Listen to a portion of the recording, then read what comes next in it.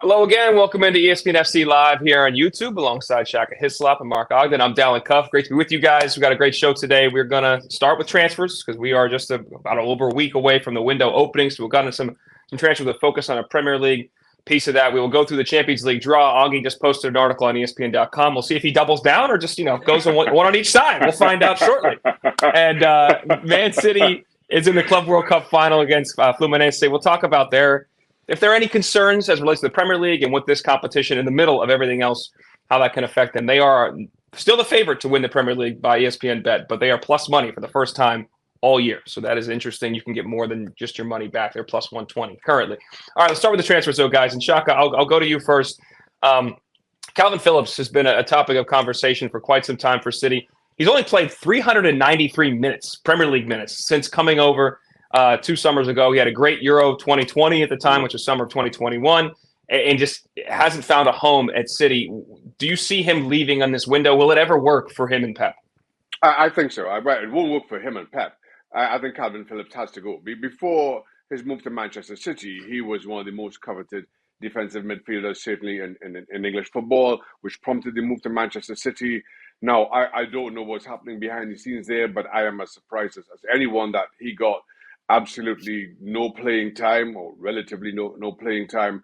I still think that there's an opportunity for him to move, that there will be any number of Premier League clubs who are in need of defensive midfielder will be willing to give Kalvin Phillips a shot. The one thing he hasn't done is kind of caused any trouble, said anything untoward, shows that he continues to be a team player.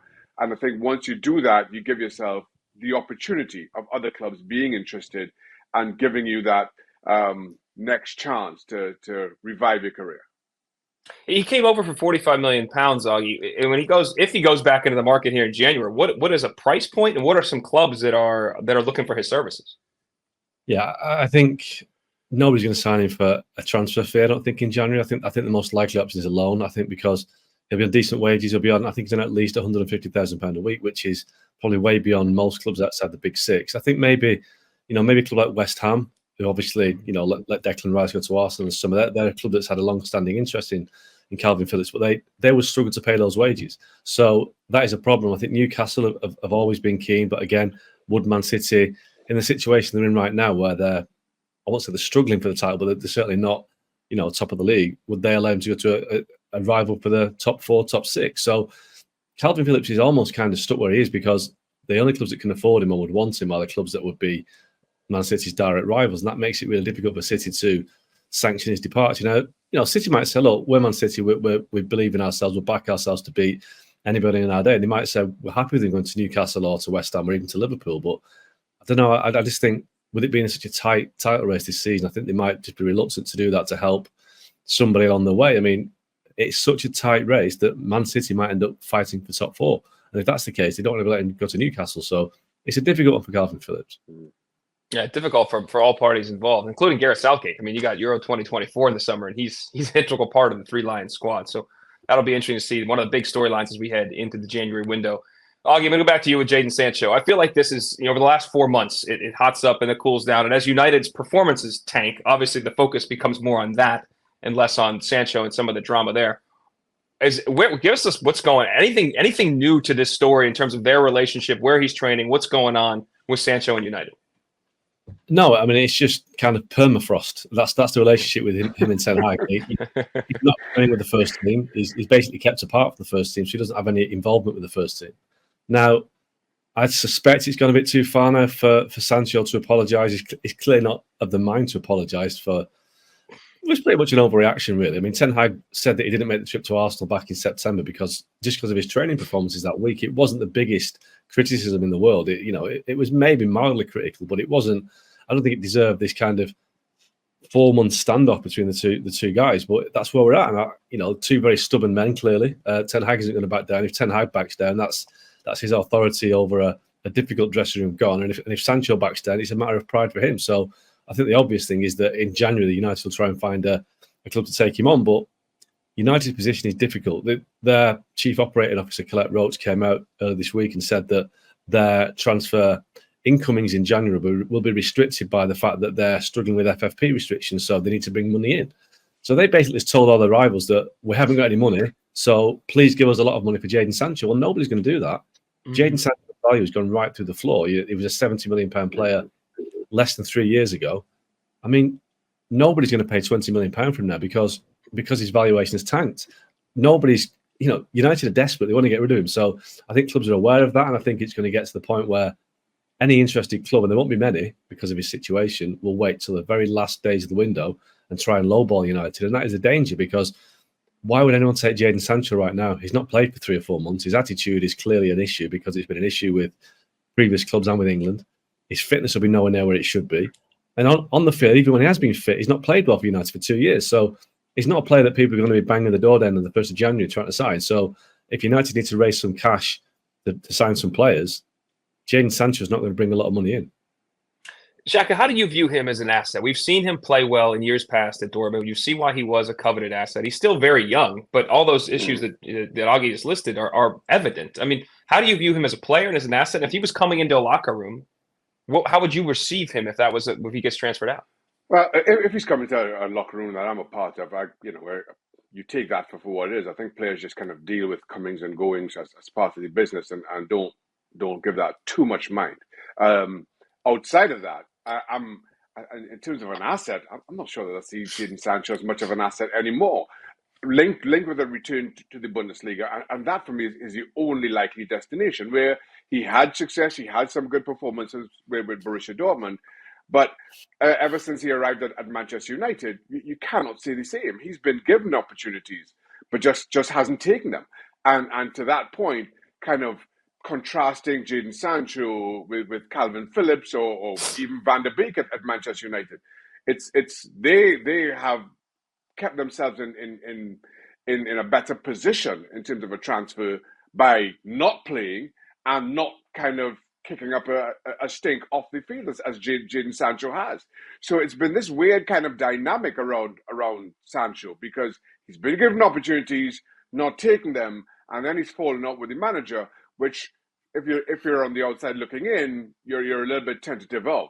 Added to that, as well, saying that all 3 players, the kind of salaries that they would be commanding, I'm not sure that anybody's willing to pick up that tab, given the lack of production over the last few seasons since they've been at their respective clubs. I feel like you see it in all different sports. If a player, you're willing to deal with a headache if the player produces at a very high level, and those things are not they're not running in the same direction right now. So just real quick, Augie, if Ten Hag is no longer there though in 3 weeks or 4 weeks, which seems you never know. They're trying to figure out the management situation and the road director of football. There's all those other questions. If for some reason it became untenable and let him go, does Sancho ever have a home again at United? I'd say yes. And the situation Ten Hag, I think you're right. I think it does kind of go from in crisis to on the brink of crisis. And they got a decent result at Anfield at the weekend, but West Ham away, Villa at home the next 2 games. They could lose both of those games and you're straight back into crisis. And if you get a new regime in charge of football with the Jim Ratcliffe situation, then they might decide that they need to make a change. And if, as Shaka will tell you, managers are very pragmatic people. They just want to get results. They want to win. And they might have the ego to think, well, I can deal with Jadon Sancho. And ultimately, if they get him right, he's a very good player. Big if they get him right. But, a new manager comes in, he'll want to show he can make a difference. So I think from day one, he'd say to Sancho, right, you've behaved a little bit, off mark, but I'm going to give you a chance. So I think, and maybe that's Sancho's strategy, to ride it out until Ten Hag goes. And I do think that if Ten Hag was to go, and I don't think he will, but if he did, I think Sancho's back in the squad. Yeah, there's a lot of variables here. Let's just say that. Let's move on to Reiss Nelson, a guy at Arsenal that was a very young, talented, a coveted piece, but he stayed at Arsenal and has had different loan spells and had success. But he's yet to really break into consistent first team reps, if you will, within that team competing for a championship in the Premier League this year. Augie, do you see him moving? And if so, where are some potential destinations for him?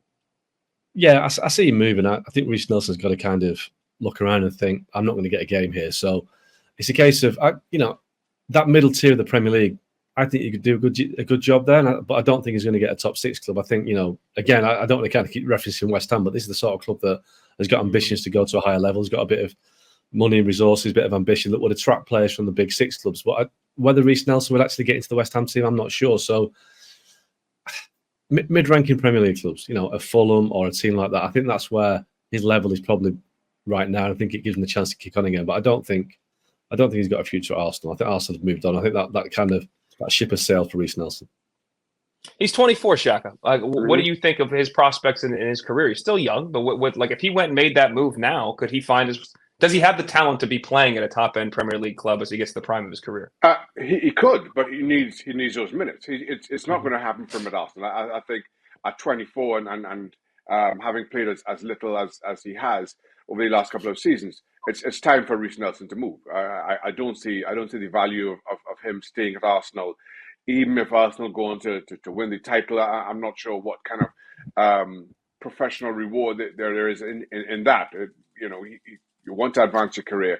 I think he needs to move. And I'm with Oggy in that he needs a move to somewhere. Not even necessarily mid-table. I think if you look at near the bottom of the table, if you look at less than Ipswich, top of the Championship, those are very likely destinations.